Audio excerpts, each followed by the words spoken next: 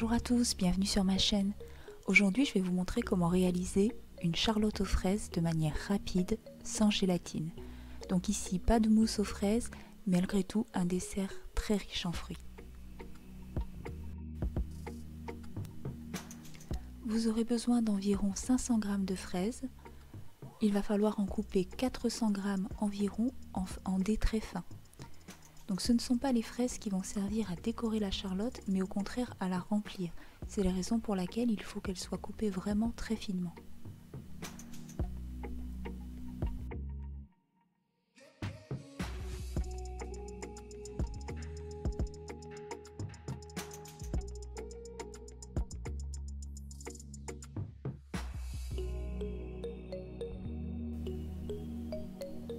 Ensuite, je vais préparer la chantilly mascarpone qui va servir à remplir la charlotte à la place de la mousse aux fraises, ce qui permet de faire un dessert sans gélatine.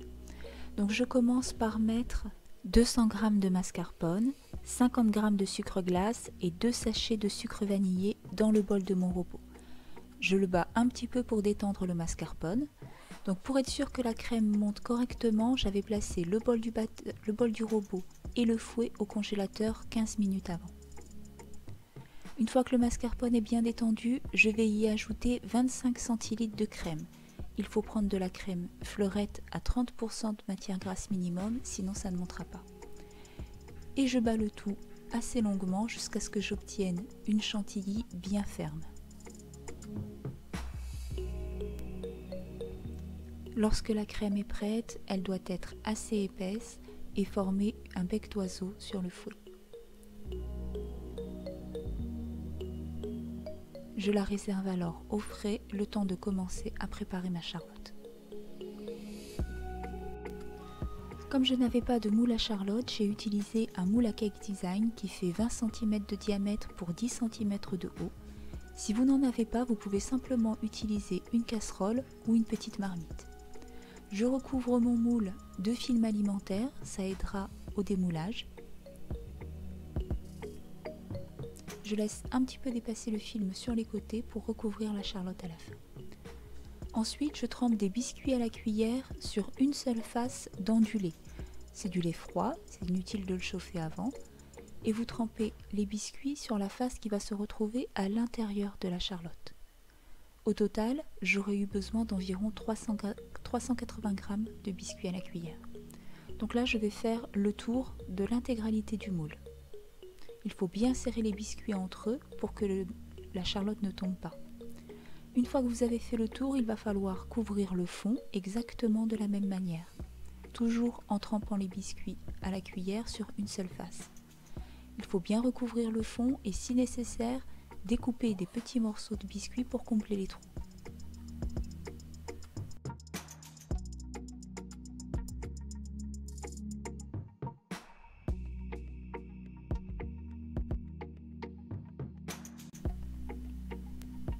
Je vais maintenant pouvoir déposer une première couche de chantilly mascarpone sur les biscuits. Il faut bien l'étaler de manière à ce qu'elle fasse bien le tour et qu'elle touche les bords de la charlotte. N'hésitez pas à mettre une couche assez généreuse, il y aura suffisamment de crème.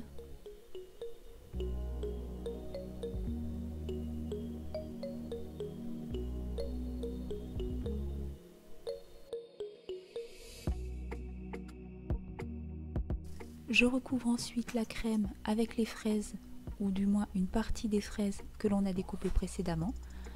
Il faut bien les répartir partout et être assez généreux, on veut un dessert qui soit riche en fruits, c'est ce qui en fera toute la gourmandise. Je remets par-dessus une couche de biscuits à la cuillère. Exactement comme précédemment, je trempe une seule face dans le lait et je recouvre bien l'ensemble des fraises. Encore une fois, si nécessaire, on coupe des morceaux de biscuits pour combler les trous.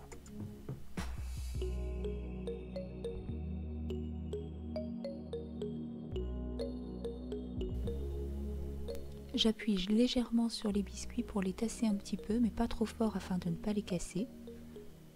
Et je répète l'opération une seconde fois. À nouveau, je mets une couche de crème, je l'étale bien sur les bords. Une dernière couche de fraises que nous avons découpées.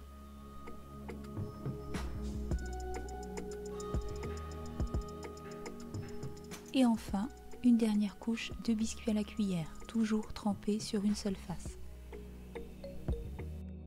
Veillez bien à serrer correctement les biscuits entre eux, c'est cette partie qui va faire le fond de la charlotte. Ensuite, je rabats les bords du film alimentaire pour couvrir ma charlotte et je vais la réserver au réfrigérateur pour au minimum 6 heures. Vous pouvez la laisser toute la nuit, c'est encore mieux.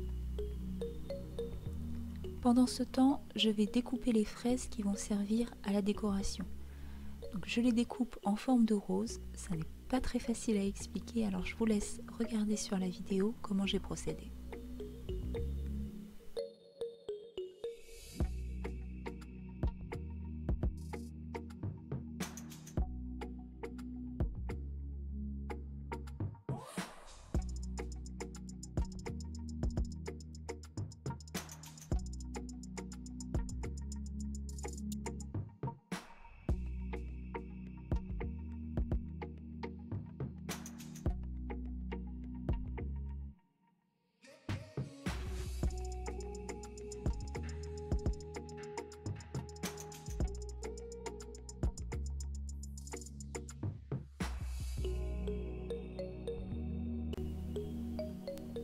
Après 6 heures au frigo, ma charlotte est prête, je vais pouvoir la démouler dans une assiette. Grâce au film alimentaire, vous allez voir qu'elle n'a pas collé du tout et que c'est très facile de la démouler.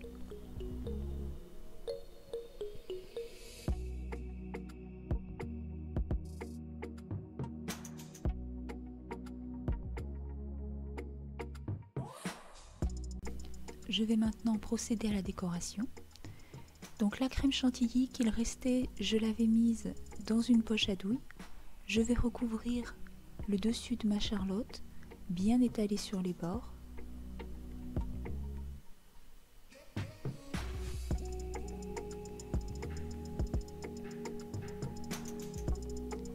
Sur une moitié de la charlotte aux fraises, je vais déposer les fraises que j'avais découpées en rose tout à l'heure. Alors évidemment, tout ça, ce n'est qu'une façon de décorer. Vous pouvez simplement recouvrir l'ensemble de la charlotte de manière plus traditionnelle avec des fraises que vous aurez coupées en 2 ou en 4. Sur l'autre moitié, je vais dessiner des roses avec la crème chantilly. Pour ça, j'ai utilisé une douille 1M de Wilton.